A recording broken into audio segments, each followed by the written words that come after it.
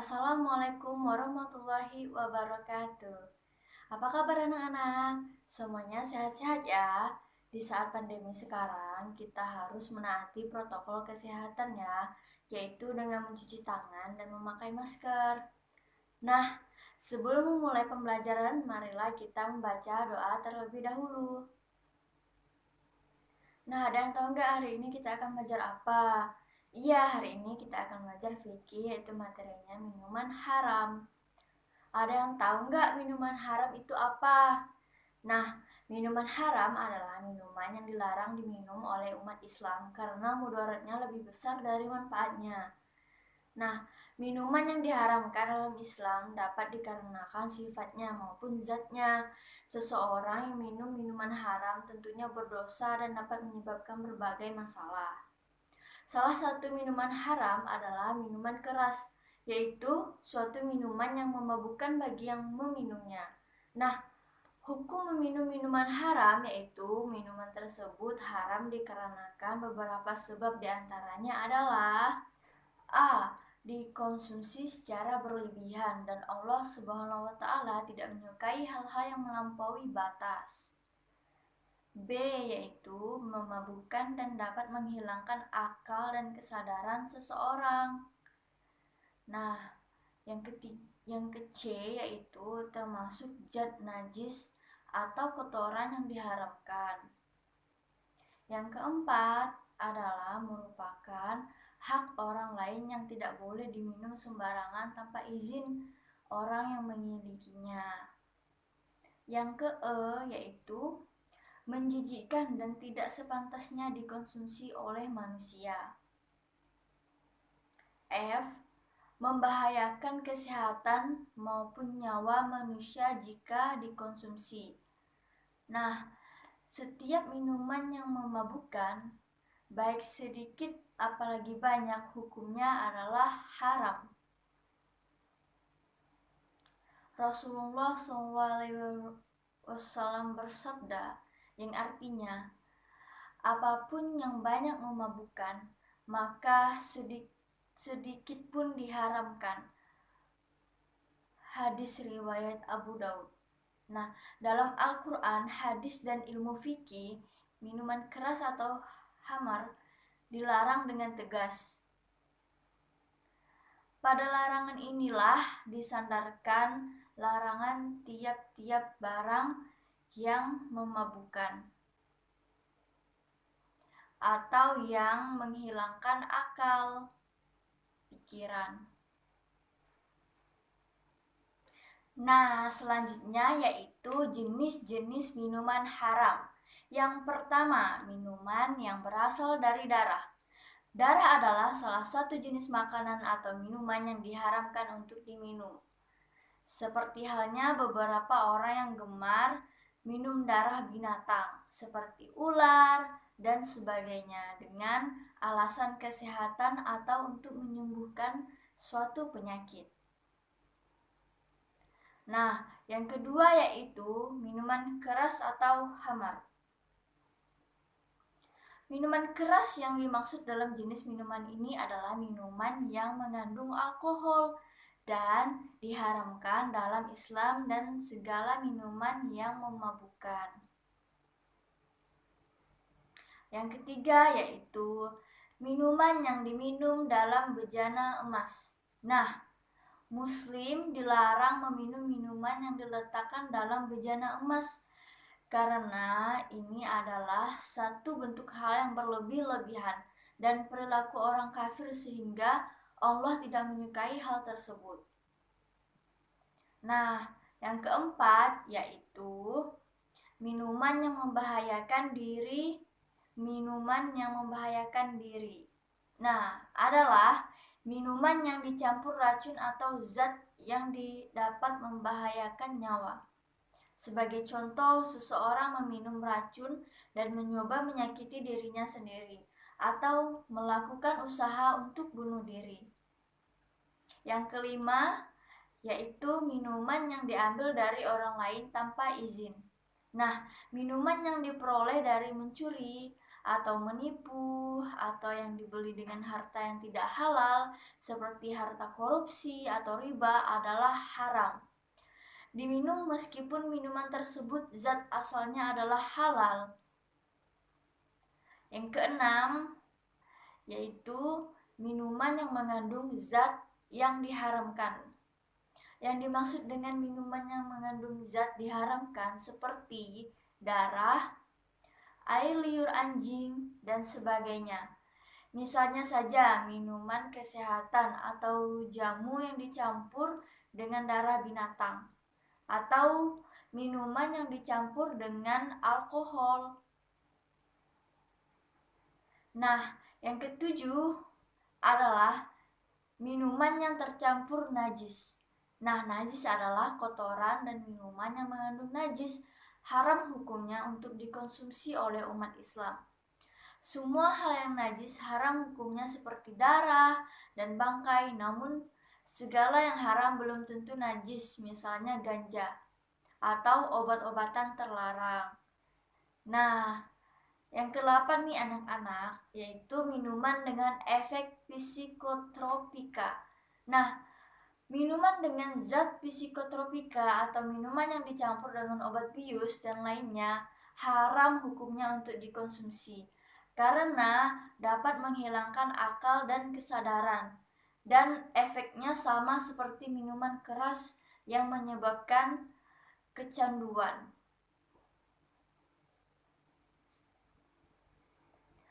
Nah, yang selanjutnya yaitu cara menghindari minuman haram.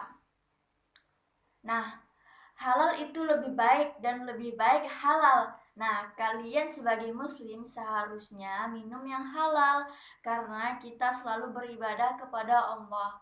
Bila kita mengacuhkan aturannya, mungkin Allah memutuskan pintu rahmat, berkah, dan doanya tidak terkabul. Sikap kita untuk menghindari minuman haram yang pertama yaitu memiliki keyakinan bahwa minuman haram tidak baik bagi kesehatan tubuh dan termasuk perbuatan dosa. Yang kedua yaitu hendaknya tidak makan dan minum yang hasil maksiat. Yang ketiga yaitu sebaiknya makan dan minum secukupnya. Yang keempat yaitu menghindari menghalalkan segala cara untuk mendapatkan makanan dan minuman. Yang kelima, tidak tertarik untuk mencoba mengkonsumsi minuman haram karena minuman haram dapat membahayakan tubuh. Yang keenam, mendekatkan diri kepada Allah Subhanahu wa Ta'ala dan selalu ingat terhadap tujuan hidup kita. Yang ketujuh yaitu menjaga diri kita dari hal-hal yang sekitarannya merusak dan tidak berguna bagi diri sendiri atau orang banyak. Yang kesembilan yaitu dapat membedakan mana yang boleh dilakukan dan mana yang tidak boleh dilakukan. Yang kesepuluh yaitu menanamkan sifat yang baik dan memberi contoh yang baik kepada anggota keluarga agar tidak terjerumus pada minuman keras dan pergaulan yang tidak wajar. Nah, apa sih akibat jika kita mengkonsumsi minuman haram? Nah, Allah dan Rasul-Nya melarang meminum minuman yang haram sebab akan berakibat buruk bagi yang mengonsumsinya. Ada beberapa akibat yang akan ditimbulkan, antara lain yaitu A. Akan mendapatkan murka dan azab dari Allah baik di dunia maupun di akhirat. B. Hati tertutup sebab tidak menerima hidayah atau petunjuk dari Allah. C. Ibadah yang dikerjakan sia-sia. D. Tidak ada keberkahan dalam dirinya. E. Akan membentuk sifat-sifat syaitoniah seperti suka marah, berbohong, dan berkhianat. F. Susah menerima ilmu kebenaran. Dan G. Badan tidak sehat dan mudah terkena berbagai macam penyakit. Nah, begitulah anak-anak.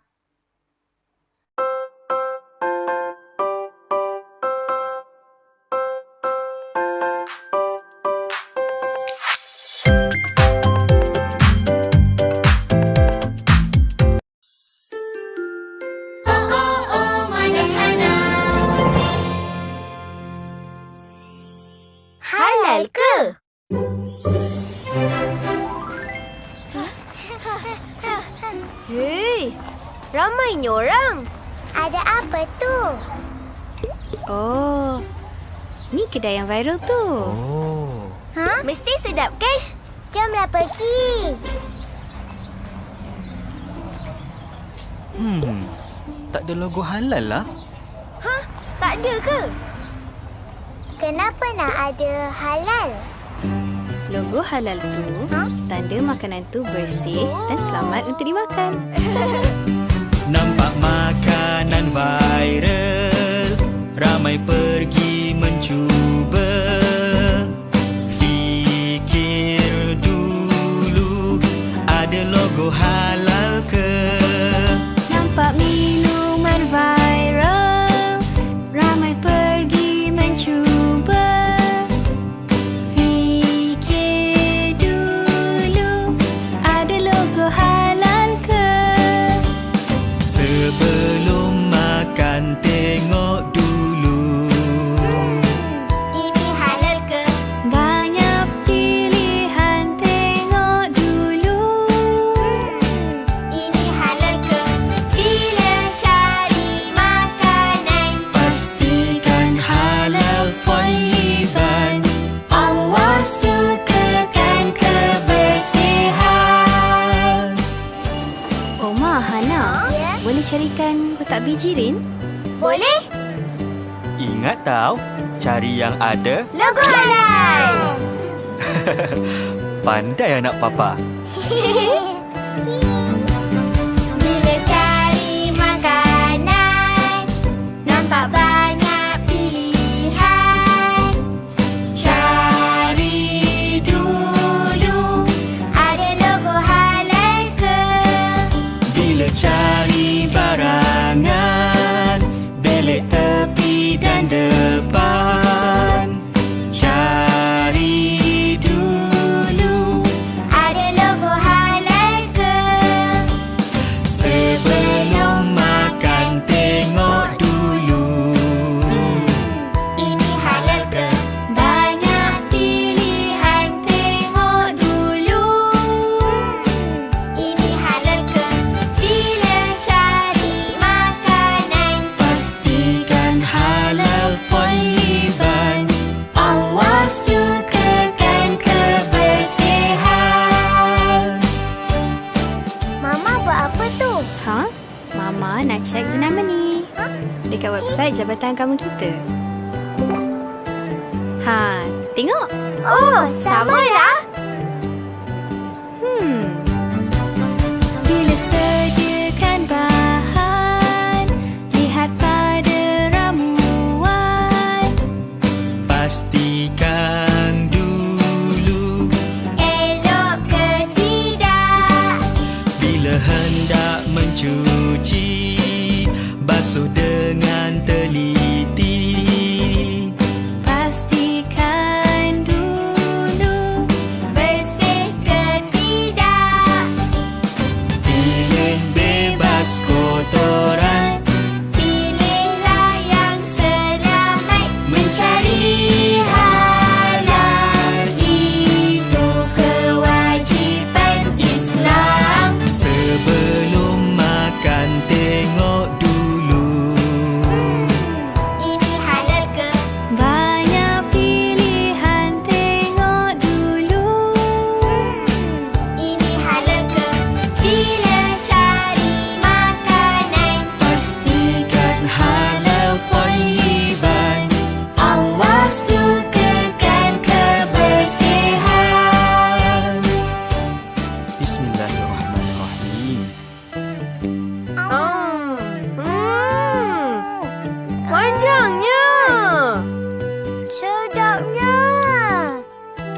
Buah pun makan tau. Okey.